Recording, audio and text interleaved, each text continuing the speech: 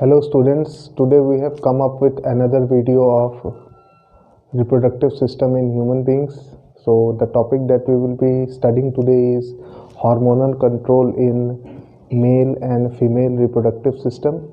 कहने का क्या मतलब है कि आज हम हार्मोन्स के बारे में पढ़ेंगे, वो हार्मोन्स जो मेल और फीमेल रिप्रोडक्टिव सिस्टम को रेगुलेट करते हैं। रेगुलेट करने से क्या मतलब मेरा कि हार्मोन्स क्या होता है। हार्मोन्स आर सर्टेन केमिकल्स, कुछ केमिकल्स के हेल्प से ये रिप्रोडक्टिव सिस्टम किस तरीके से रेगुलेटेड रहता है, कंट्रोल्ड रहता है, इसको समझने की कोशिश करेंगे हम लोग।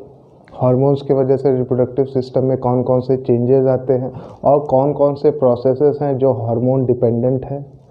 ठीक है, everything in our body is actually controlled by hormones. Okay right. तो रिप्रोडक्टिव सिस्टम में कौन कौन से हार्मोन्स पार्टिसिपेट करते हैं और उनका क्या रोल है रिप्रोडक्टिव सिस्टम में। मेल के केस में दूसरे हार्मोन्स हैं, फीमेल के केस में the hormones that are regulating are different. तो सबसे पहले हम स्टार्ट करते हैं मेल हार्मोन्स से। ठीक है, we will look into the topic of male reproductive hormones. ठीक है, या फिर हम ऐसा भी कह सकते हैं hormones that control the male reproductive system. Males के अंदर कौन से हार्मोन्स हैं जो उनके रिप्रोडक्टिव सिस्टम को कंट्रोल करके रखते हैं। ठीक, तो लेट्स बिगिन। हाँ, तो देख लेते हैं सबसे पहले हार्मोन्स। कौन से हार्मोन्स है हम बेटा रिप्रोडक्टिव सिस्टम पढ़ रहे हैं, तो रिप्रोडक्टिव सिस्टम के रिलेशन में ही हम हार्मोन्स को देखेंगे।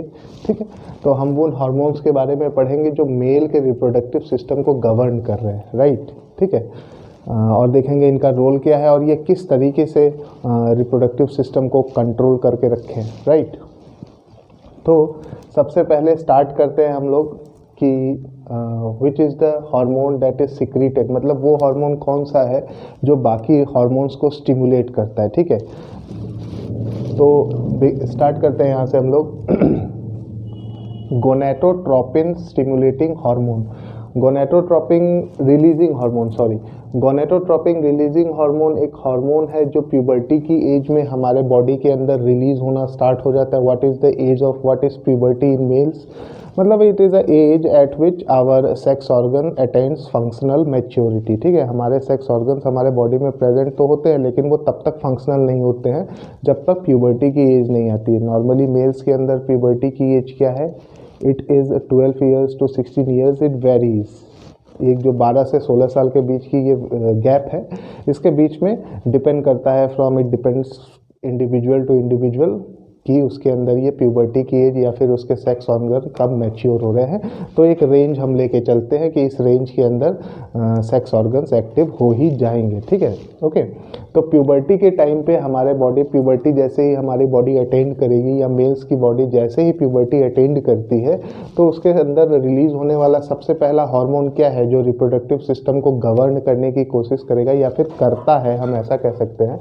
तो सबसे पहला हार्मोन जो रिलीज होता है that is GnRH, pure NCERT की भाषा में बता रहा हूँ बच्चों। ठीक है, NCERT में सबसे पहला हार्मोन जो लिखा गया है या फिर मेंशन किया गया है that is the gonadotropin releasing hormone. ठीक है, GnRH। ठीक है, gonadotropin releasing hormones is released from which endocrine gland, it is released from the hypothalamus. ठीक है, हमारे ब्रेन के अंदर हाइपोथैलेमस होता है। ये हाइपोथैलेमस सबसे पहले कौन सा हार्मोन रिलीज करेगा, गोनेटोट्रोपिन रिलीजिंग हार्मोन। ठीक है, ये गोनेटोट्रोपिन रिलीजिंग हार्मोन किसको स्टिमुलेट करेगा, it is going to stimulate the pituitary gland. ठीक है, तो GnRH is a gonadotropin releasing hormone, it is released from the hypothalamus. इसको रिलीज करने वाले ग्लैंड का नाम क्या है, हाइपोथैलेमस। ये सारी एक्टिविटी बेटा हमारे अभी कहाँ चल रही है, ब्रेन में चल रही है। ठीक है, ब्रेन में हाइपोथैलेमस लोकेटेड होता है, वो GnRH को रिलीज करेगा। GnRH जाके ट्रिगर करेगा किसको, it is going to trigger the pituitary gland. ठीक है, पिट्यूटरी ग्लैंड हाइपोथैलेमस के जस्ट नीचे लोकेटेड होता है। तो पिट्यूटरी ग्लैंड के दो पार्ट्स होते हैं, एक एंटीरियर लोब और एक पोस्टीरियर लोब। ठीक है, एंटीरियर लोब के हार्मोन्स डिफरेंट होते हैं, पोस्टीरियर के डिफरेंट होते हैं। तो पिट्यूटरी ग्लैंड का वो पार्ट जो मेल हार्मोन्स को रेगुलेट करता है या फिर सिक्रीट करता है, वो पार्ट कौन सा है, एंटीरियर लोब। ठीक है, पिट्यूटरी ग्लैंड के एंटीरियर लोब वाले हिस्से से दो हार्मोन सिक्रीट होंगे, एक होगा ICSH और एक होगा FSH। मैं रिपीट कर दूं कि gonadotropin releasing hormone stimulates the anterior lobe of pituitary gland. अब ये anterior lobe of pituitary gland दो मेल हार्मोन्स को रिलीज करेगा। उन दोनों मेल हार्मोन्स का नाम क्या है बच्चों? It is ICHS। ICHS stands for interstitial cell stimulating hormone. Interstitial cells कहाँ लोकेटेड होते हैं? लास्ट वीडियो में मैंने जब internal structure of seminiferous tubules आपको बताया होगा तो उसमें जाके आप चेक कर सकते हैं कि इंटरस्टिशियल सेल्स कहाँ होते हैं। ठीक है, तो पहला हार्मोन जो पिट्यूटरी ग्लैंड रिलीज करता है that is ICSH, interstitial cell stimulating hormone, and the other hormone that is released by the pituitary gland is FSH। ठीक है, FSH stands for follicle stimulating hormones। ठीक है, ये फॉलिकल स्टिमुलेटिंग हार्मोन है, ये follicles को स्टिमुलेट करेगा। सबका मैकेनिज्म या एक्शन जो ये दोनों हार्मोन्स है इनके टारगेट सेल्स अलग अलग है। ठीक है, और ये सारी सेल्स हमारे सेमिनिफेरस ट्यूब्यूल या टेस्टिस में प्रेजेंट रहती है। तो ICSH का रिलीज होना, FSH का रिलीज होना, इतने सारे ये जो प्रोसेसेस है ये हमारे ब्रेन में चल रहे हैं। ब्रेन से ICSH रिलीज होगा और FSH रिलीज होगा। FSH देखते हैं कौन सी सेल्स को टारगेट करता है और ICSH कौन सी सेल्स को टारगेट करता है और उनका लोकेशन क्या है। ठीक है, ICSH नॉर्मली हमारे इंटरस्टिशियल सेल्स को टारगेट करेगा जो हमारे सेमिनिफेरस ट्यूब्यूल या फिर टेस्टिस के अंदर प्रेजेंट रहते हैं। जो ये पेरीफेरी पे रेड कलर की सेल्स है इन्हीं को क्या कहते हैं हम लोग? Interstitial cells. ठीक है, इंटरस्टिशियल सेल्स के अंदर आपको जो ये ब्लू कलर की क्लस्टर ऑफ सेल्स दिख रही है लेडिक सेल्स। ठीक है, तो ICSH टारगेट करेगा किसको? Leydig cells. ये लेडिक सेल्स कहाँ प्रेजेंट होती है? They are present in the interstitial tissues of our testis. ठीक है, हमारे टेस्टिस के अंदर इंटरस्टिशियल टिश्यूज होते हैं। इन टिश्यूज के बीच में हमको कुछ क्लस्टर ऑफ सेल्स मिलते हैं। इन क्लस्टर्स ऑफ सेल्स को हम कहते हैं लेडिक सेल्स। ठीक है, इन लेडिक सेल्स का काम क्या होता है? What is the function of Leydig cells? They are responsible for producing the male sex hormones. Males के अंदर जो सेक्स हार्मोन्स जो टेस्टिस में प्रोड्यूस होते हैं वो प्रोड्यूस करने की जिम्मेदारी किसकी है? Leydig cells. Leydig cells will release male sex hormones. Male sex hormones में खासकर कौन से? Androgen. They will release androgen. ठीक है, उन हार्मोन्स को हम क्या कहते हैं? जो लेडिक सेल्स रिलीज करते हैं उनको हम एंड्रोजन कहते हैं। और एंड्रोजन कई टाइप्स के हार्मोन्स होते को हम कलेक्टिवली एंड्रोजन कहते हैं। इन एंड्रोजन के टाइप्स में सबसे ज़्यादा इंपॉर्टेंट हार्मोन कौन सा है? That is the testosterone. Testosterone is the hormone which is the most important and it is responsible for secondary sexual character. Secondary sexual characters. Males के अंदर सेकेंडरी सेक्सुअल कैरेक्टर्स को develop करने की जिम्मेदारी testosterone की है। सेकेंडरी सेक्सुअल कैरेक्टर्स क्या होते हैं वो बहुत डिटेल में अभी मैं आपके साथ डिस्कस करूंगा, लेकिन उसके पहले FSH का फंक्शन भी हम लोग देख लेते हैं। ठीक है, तो पिट्यूटरी ग्लैंड दूसरा हार्मोन जो रिलीज करेगा दैट इज FSH। ये FSH का फुल फॉर्म है फॉलिकल स्टिमुलेटिंग हार्मोन। और ये किसको टारगेट करेगा? जैसे ये लेडिक सेल्स को टारगेट कर रहा था ये जर्माइनल एपिथेलियम को टारगेट करेगा। जर्माइनल एपिथेलियम क्या होता है? Germinal epithelium are specifically present inside the seminiferous tubule. Last class में मैंने डिस्कस किया था seminiferous tubule is responsible for producing gametes. ठीक है, तो ये देखो सेमिनिफेरस ट्यूब्यूल्स का इंटरनल स्ट्रक्चर है या सेक्शनल एरिया हम लोगों ने देखा था। सेमिनिफेरस ट्यूब्यूल्स के अंदर दो टाइप की सेल्स होती हैं या फिर सारे सेल्स को कलेक्टिवली हम लोग जर्माइनल एपिथेलियम कहते हैं। जर्माइनल एपिथेलियम के अंदर दो टाइप की सेल्स है बच्चों। पहली सेल है ये वाली जो रेड कलर से मैंने बना रखी है, इसको हम जर्म सेल्स कहते हैं। और ये जो क्यूबॉइडल सेल्स है या फिर ट्राइंगुलर टाइप की सेल्स है इनको हम क्या कहते हैं? Sertoli cells. दोनों का फंक्शन अलग अलग है। FSH किसको टारगेट करेगा? जर्म सेल्स को और सर्टोली सेल्स को। जर्म सेल्स और सर्टोली सेल्स फिर क्या करेंगी? अपना फंक्शन स्टार्ट करना शुरू करेंगी। जर्म सेल्स का क्या काम है? Germ cells undergo division. ठीक है, मियोटिक डिवीजन। ठीक है, मियोटिक डिवीजन होगा और ये आगे चल के क्या बनाएंगे? स्पर्म बनाएंगे, मतलब गैमेट्स बनाएंगे। तो FSH का फंक्शन अगर कहा जाए तो क्या है? ये गैमेट्स बनाने में हेल्प कर रहा है। It is helping in producing the gametes. और मेल्स के अंदर गैमेट बनने की प्रोसेस को हम क्या कहते हैं? Spermatogenesis. So FSH is directly controlling the process of spermatogenesis. Puberty की एज आ जाती है, स्पर्म प्रोड्यूस होने स्टार्ट हो जाते हैं। करेक्ट।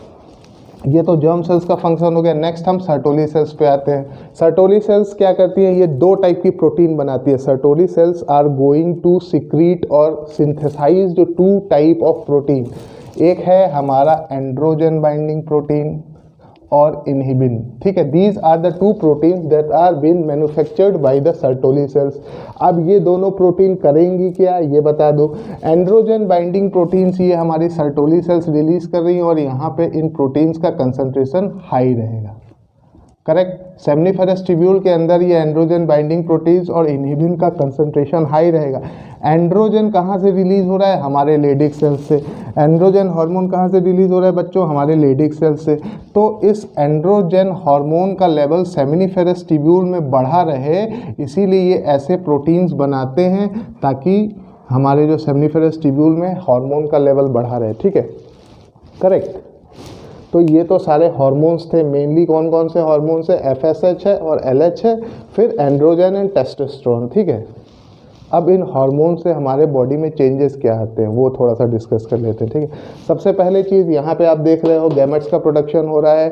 तो जैसे ही एफएसएच रिलीज होता है तो सबसे पहले चीज़ क्या है? It starts the process of spermatogenesis in males, ठीक है। तो मेल्स में नॉर्मली प्यूबर्टी कब आती है? Puberty is that age at which our sex organs attend sexual maturity. तो नॉर्मली 13 to 16 ईयर्स के बीच में क्या हो जाते हैं? जो बॉयज़ होते हैं वो सेक्सुअली एक्टिव हो जाते हैं। They are capable of reproducing new young ones, right. तो प्यूबर्टी आएगी तो सबसे पहले कौन सी प्रोसेस होगी? स्पर्मेटोजेनेसिस की प्रोसेस होगी। जैसे आपने देखा जर्म सेल्स के अंदर स्पर्म प्रोड्यूस होने स्टार्ट हो जाएंगे। Next secondary organs develops and become functional. Secondary organs, ठीक है, जो सेकेंडरी सेक्स ऑर्गन्स हैं हमारे बॉडी में। What are secondary sex organs? यहाँ पे सेकेंडरी सेक्स ऑर्गन्स का मतलब है, मैं ग्लैंड्स की बात कर रहा हूँ, जैसे seminal vesicles, prostate gland, bulbourethral gland, जो गैमेट्स प्रोड्यूस करने के लिए तो रेस्पॉन्सिबल नहीं है, but they will pour their secretion with the male gamete, ठीक है। तो जितने भी सेकेंडरी सेक्स ऑर्गन्स हैं ये एक्टिव हो जाएंगे और अपना फंक्शन करना स्टार्ट कर देंगे, मतलब सिक्रीट करना स्टार्ट कर देंगे। इसके अलावा ये सेकेंडरी सेक्सुअल कैरेक्टर्स भी डेवलप कराता है, ठीक है। मेनली जो हमारा टेस्टोस्टेरोन है it is responsible for developing secondary sexual characters. अब सेकेंडरी सेक्सुअल कैरेक्टर्स क्या होते हैं? Secondary sexual characters are those types of characters which will distinct a male from a female. Secondary sexual characters के बारे में हम ये कहते हैं ये वो कैरेक्टर्स हैं जो मेल को देखने में अलग बना देगा फिजिकली और फीमेल को अलग बना देगा। मेल की बॉडी डिफरेंट टाइप की होती है, मेल ज़्यादा स्ट्रॉन्ग होते हैं, है ना, उनकी हाइट भी ज़्यादा होती है। तो वो कैरेक्टर्स जो एक मेल को फीमेल से डिफरेंट बनाता है उन्हीं को हम सेकेंडरी सेक्सुअल कैरेक्टर्स कहते हैं। और सेकेंडरी सेक्सुअल कैरेक्टर्स को डेवलप करने की जिम्मेदारी किसकी है? Male sex hormone that is the testosterone. Testosterone इसके लिए जिम्मेदार होता है। अब थोड़ा सा मैं चेंजेस की बात कर लेता हूँ कि कौन से ऐसे चेंजेस आते हैं हमारे बॉडी में। मेल्स के अंदर सबसे नॉर्मल से चेंज आता है कि उनकी वॉइस में चेंज आ जाता है, ठीक है। उनकी वॉइस हल्की डीप हो जाती है, भारी हो जाती है, ठीक है। ये ऐसा होता क्यों है? Due to broadening of the voice box. Voice box जो होता है उसका थोड़ा सा एनलार्जमेंट हो जाता है। और मेल्स के केस में हम बच्चों को देखते हैं 16-17 साल के जब होते हैं तो उनके यहाँ पे एक एप्पल निकल आता है जिसको हम एडम्स एप्पल कहते हैं, ठीक है। ये Adam's apple secondary sexual character का ही एक नतीजा है जिससे हम क्या कहते हैं, वॉइस में चेंजेस आ जाते हैं। ये तो पहला चेंज है। इसके अलावा हमारे बॉडी के अंदर हेयर पैटर्न्स डेवलप हो जाते हैं। मेल्स में हेयर पैटर्न जैसे बियर्ड ग्रो हो जाएगी, मुस्टैच ग्रो हो जाएगी, चेस्ट वाले रीजन में हेयर ग्रो करने स्टार्ट हो जाएंगे, ठीक है। ये सेकेंडरी सेक्सुअल कैरेक्टर है। और हाइट इंक्रीज हो जाती है मेल्स में, उनके शोल्डर्स ब्रॉड हो जाते हैं, ठीक है। Broadening of shoulders, these are the secondary sexual characters that get developed, ठीक है। तो इतना ही था मेल हार्मोन के बारे में। रिप्रोडक्टिव हार्मोन्स जो रेस्पॉन्सिबल होते हैं स्पर्मेटोजेनेसिस करते हैं, ठीक है। अभी नेक्स्ट पार्ट में हम लोग फीमेल हार्मोन्स को देखेंगे।